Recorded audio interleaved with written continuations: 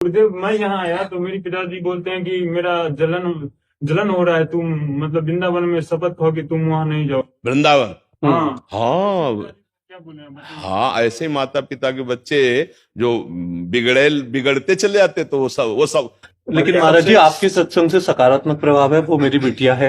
School में हम पिछली बार कुछ ऐसा था कि इसने मुझे आते ही रिपोर्ट किया कि क्लास में ऐसा होता है, और वो उसमें उसके साहस की आपके सत्संग से आया महाराज हम जी। इसीलिए बच्चों से प्रार्थना करते, जैसे स्कूल के बच्चे आते हैं, कि अपने मम्मी पापा को फ्रेंड की तरह, दोस्ती की तरह उनसे बात करो। बिल्कुल डरने की जरूरत नहीं। हमारे पापा है, हमारी मम्मी है यार, वो हमें वो डांट सकते हैं, लेकिन वो सीरियस मैटर को वो समझ सकते हैं। हमारे बड़े जन हैं, वो हमें संभाल सकते हैं, हमें बचा सकते हैं। अगर ऐसा नहीं तो अब देखो, वो पिता जो सतमार्ग में जाने के लिए कह रहा कसम खाओ, सतमार्ग के लिए, असत मार्ग के लिए कसम खानी चाहिए। बेटा कसम खाओ कि ऐसे गंदे बच्चों का संग नहीं करोगे, जो शराब पीते हैं, जो व्यभिचार करते हैं, जो ऐसे वो यही तो समस्या है कि माता पिता अगर चरित्रहीन है तो कैसे संभाल पाएंगे बच्चों को। वही हाल हो रहा है ना, पीढ़ी। हाँ, तो इसलिए आज समय तो बहुत विचित्र हो रहा है, लेकिन आज हम प्रणाम करते हैं समाज को कि ऐसे कलयुग के समय में भी लाखों सत्संगी हैं।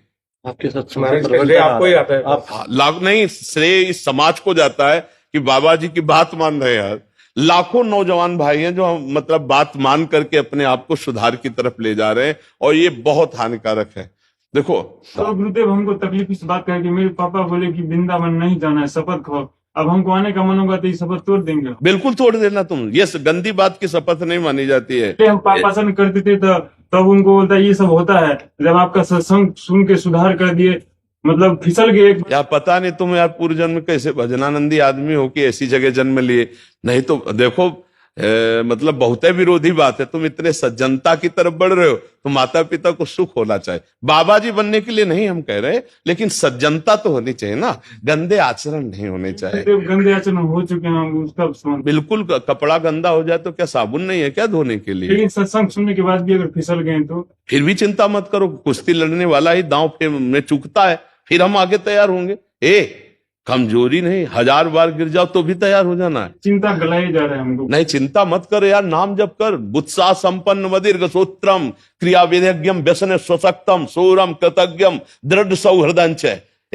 फिसला तू ही है, तू ही खड़ा होगा, तू ही पैर जमाएगा, तू ही रौंद के निकल जाएगा। मेरी बात मान, हारने की जरूरत नहीं, तू भगवान का अंश है। बन सकता हूँ गुरुदेव, वीरवान। हम भगवान के अंश हैं। चिनगारी, अगर सही ढंग से चिनगारी को सजाया जाए फूस डाल के, तो ज्वाला बनने में देर लगेगी क्या? हम उसी ज्वाला की चिनगारी हैं, जिसे परमात्मा कहते हैं, जिसे ईश्वर कहते हैं, उसी की चिनगारी हैं। तो चिनगारी को आप चिनगारी मत रहने दो। अगर चिनगारी एक बूंद पानी से बुझ सकती है, तो चिनगारी को अनुकूल अगर फूस मिल जाए तो ज्वाला बनने में देर नहीं लगेगी। ये तू चिंता मत कर, बस गंदी दृश्य देखना बंद कर मोबाइल से, और गंदी हरकत करना बंद कर, और दंड बैठक मार, 2-3 किलोमीटर दौड़, सात्विक भोजन कर, सत्संग सुन, नाम जप कर, देख तेरे जीवन में प्रकाश आता है। जब आपका सत्संग सुनते हैं तो मेरी मां बोलती है मोबाइल ही फोड़ देंगे। मोबाइल फोड़ देंगे? हाँ तो सुन, अब हम उसका उपाय बता रहे हैं। सुन, जब उनके बीच में सब रहो तो सुनो ही मती सत्संग। और कान में ऐसे सत्संग आजकल लगा है, कोई पूछे क्या सुन रहे हो, कहते फिल्मी गाना सुन रहे। भैया, झूठ से झूठ को निकाल दो। जैसे कांटा लगता है तो कांटे जैसी आकृति से कांटा निकालते हैं। ये संसार झूठा है, इसको झूठे देखो। एक बार विभीषण जी के मकान में लिखा था राम राम राम। रावण को शिकायत पहुंची कि आपके शत्रु का नाम तो आपका भाई लिखे। तो रावण मंदोदरी के साथ वहां पहुंचा, उन्होंने कहा ये राम हमारा दुश्मन, तुम उसका ऐसे लिखे हो? बोले उनका थोड़ी नाम लिखे, तो रा से रावण, मां से मंदोदरी, आप दोनों का नाम लिखे। मुस्कुरा दे, चल दिए। भगवान के मार्ग में चलने के लिए झूठे संसार को झूठ से बहला के निकल चलो। अब जैसे हम रो रहे हैं भगवान के लिए, अगर हम किसी से बताएंगे भगवान के लिए रो रहे, तो हमारा भाव हट जाएगा। तो रो काहे के लिए? आज थोड़ा दर्द है, हम उसे बहानेबाजी कर देते हैं, हम उसे झूठ बोल। वो झूठ नहीं, किसी का प्राण ले रहा हो झूठ, किसी का अपहरण धन कर रहा हो झूठ, किसी को कष्ट दे रहा हो झूठ, उस झूठ से बचना है, जिससे कि हमारा झगड़ा बच जाएगा और हमारा भजन बच जाएगा। अगर हम कहते कि हम वृंदावन जाएंगे, हम भजन करेंगे, हम सत्संग सुनेंगे, तो अभी कलह हो जाएगी। सत्संग नहीं सुनना, पक्का नहीं सुनेंगे। और जब एकांत में कान में लगा के सत्संग सुन लिए, भगवान का नाम अंदर अंदर जप कर रहे हैं। कभी अवसर मिला, लोग जाते दुनिया में मनोरंजन करने, तुम भाग के एक दिन वृंदावन आ जाओ। भाग भाग के आए? 5 बार आ गए वृंदावन। अरे बड़ी कृपा है बच्चा, यहाँ एक बार भी आना मुश्किल है। श्री राधिका कृपा बिन सबके मननगम, श्री जी की आपके ऊपर कृपा है। बिना गलती हुई आप नहीं करेंगे, आप पर वो सब माफ हो जाएंगे। हमारी बात सुन रहे हो ना? हम नहीं कह रहे, हमारे भगवान कह रहे हैं। सर्वधर्मान परित्यज्य मामेकम शरणम ब्रज, अहम त्वाम सर्व पापेभ्यो मोक्षयिष्यामि मा शुचा। जो गलती हो गई है, देखो कहीं ना कहीं हमसे अज्ञान से गलती हुई। हम भले ज्ञानी बनते हैं कि हमें पता था कि नहीं होना चाहिए, पर वास्तविक हमें ज्ञान नहीं था, हमसे गलती हो गई, तो भगवान कृपालु हैं, वो क्षमा कर देंगे। नाम जप करो। नाम जप जानते हो, वो बोर्ड जैसे लिखा हो उसको मिटाने वाले को क्या कहते, डस्टर। नाम जप डस्टर है, ऐसे मिटा देगा साहब। नाम संकीर्तनम यस्य सर्व पाप प्रणाशनम। हम कोई बात मनमुखी नहीं कहते, तस्मात् शास्त्रम प्रमाणम। नाम संकीर्तनम यस्य, तुम्हारे हृदय रूपी बोर्ड में जो पाप लिख गया है, ये डस्टर की तरह मिटा, डिलीट कर देगा। भूल ही नहीं पा रहा हूँ पाप जो हुआ है। नाम को पकड़ो तो भूल जाओगे उसे। नाम को याद करो, राधा राधा राधा राधा, ठीक है। और जब जब पाप की वो बात याद आवे तो भगवान से प्रार्थना करो, प्रभु जब तक वो नष्ट नहीं होगा तब तक वो याद आता रहेगा, और जिस दिन नष्ट हो जाएगा दोबारा याद नहीं आएगा, ध्यान रखना। तो नाम जप करते रहो। राधा मिलेगा गुरुदेव, हम आप ही के पास आएंगे। अब मेरा पापा शराब भी दे दे तो हम शराब पे दे देगा, लगता है हमको। श्राप दे देगा तो तब भी आऊंगा। यार श्राप और वरदान देने के लिए पावर चाहिए, वह पावर है तो श्राप वरदान देने के लिए पावर चाहिए, वह पावर नहीं। राधा राधा जप, और ऐसे माता पिता के भी पैर छू, तब हमारा तुम मित्र कहलाएगा। हमारे दोस्त तभी कहलाओगे जब वो हमारी निंदा करें, हमें गाली दें, और तुम झुक के उनके पैर छू के कि गुरु की आज्ञा है, महाराज जी की आज्ञा है, पैर छुओ उनके और कह दो जैसा आप चाहते हो वैसा ही चलने की कोशिश करूंगा, थोड़ी बाड़ी कुछ अगर गलती लगे तो क्षमा करो। ये हमारे संग का असर हो। ये थोड़ी होगा तुम खींच के थप्पड़ मार दो जवान हो, ऐसा नहीं, कभी मत करना। उनमें भगवान की भावना करो, वो तुम्हें गाली दें, हमें गाली दें, अच्छे से चलो। सतमार्ग को जो गाली देता है वो बेचारा दया का पात्र है। आप सोचो दया का पात्र कि नहीं? तो छोटा बच्चा जिसे गाली दे तो क्या करेंगे, हंस देंगे। ऐसे वो छोटे बच्चे हैं, चाहे 70 साल के बूढ़े हो। अज्ञानी क्या है, ज्ञानी के सामने बालक के समान है, तो वो बालक के समान देखा जाता है, उसका विरोध नहीं किया जाता है। अंदर अंदर से प्यार मत रखो, अंदर प्यार करो प्रभु से, और बाहर से व्यवहार ऐसे रखो।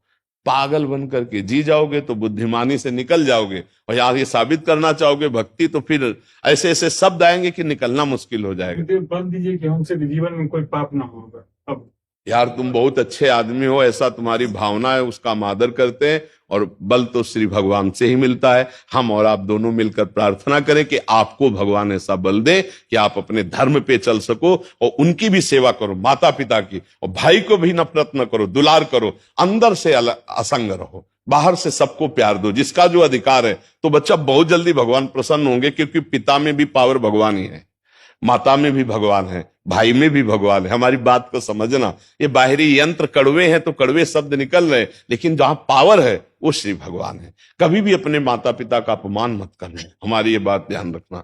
और कभी भी ऐसी परिस्थिति आवे तो तन मन प्राण मेहनत चाहे लेबरी करनी पड़े, पैसा कमा के अपने माता पिता की सेवा करते हुए नाम जप करना। भले मेरे पास मत आना, तो ये देखोगे हम तुम्हारे साथ रहेंगे। अगर उनको पैसे की जरूरत है, तुम मेहनत करके वो पैसा जो यहाँ आने में लगाओगे उनको लगा दोगे ना, तो ये तुम देखोगे हम तुम्हारे दिमाग में बैठे मिलेंगे, तुम्हारे भाव में बैठे मिलेंगे। संतों का सानिध्य यहां से होता है, यही तुम्हें लगेगा गुरुदेव यहीं बैठे दिमाग में ना।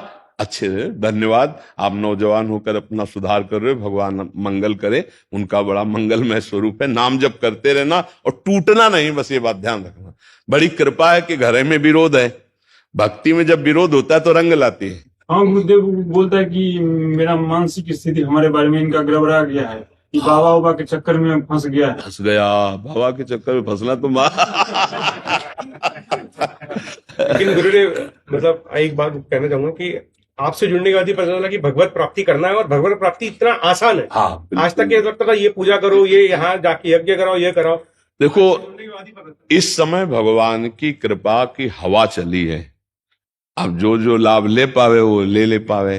देखो, चक्कर में फंसाने का तो तात्पर्य तब होता जब हम कोई जंतुर तुमसे बांधते, कोई पैसा लेते, कोई राख बांधते, कोई किसी भी तरह का स्वार्थ का व्यवहार होता। गलत तुम करोगे तो हम तुम्हें टोक देंगे, सही चलोगे, तुम्हारी जैसी बुद्धि शुद्ध सबकी हो जाए, हम यही चाहते हैं। नशा न करे, गंदी बात न करे, और जो गंदी बात हो गई उसके लिए जले और उसका सुधार करे कि ऐसा नहीं। तुम्हारी बुद्धि नहीं खराब, बुद्धि शुद्ध हो रही तुम्हारी। अब ये है कि इस मार्ग के पथिक को संसार कड़ुआ लगता है और संसार वाले मार्ग को इधर का कड़ुआ लगता है। तो इसलिए भगवान की कृपा, धैर्यपूर्वक चलो। अपनी बात किसी से कहो मत। अपनी बात किसी से कहने से क्या होता है? उपहास होता है। जैसे आप जिस मार्ग में चल रहे हो, 4 मित्रों से बात करोगे, उपहास होगा। बात करो तो उसी मार्ग के पथिकों से करो तो सपोर्ट मिलेगा, नहीं तो कुसंगियों से बात करोगे तो उपहास ही होगा और यही कहा जाएगा कहां फंस गए। इसलिए हम तो ये जो बोलना है, हमारी जो चेष्टा है कि हमारे राष्ट्र में मंगल में भावना जागृत हो, हमारे बच्चे, हमारी नवीन पीढ़ी अपने माता पिता को सुख देने वाले बने, समाज की सेवा करने वाले बने, ऐसा दुष्ट स्वभाव ना बने। यही हमारा प्रयास रहता है कि जीव का परम मंगल, परम कल्याण हो। अब ये है कि जो विपरीत बुद्धि वाले हैं उनको तो हम बुरे लगेंगे ही,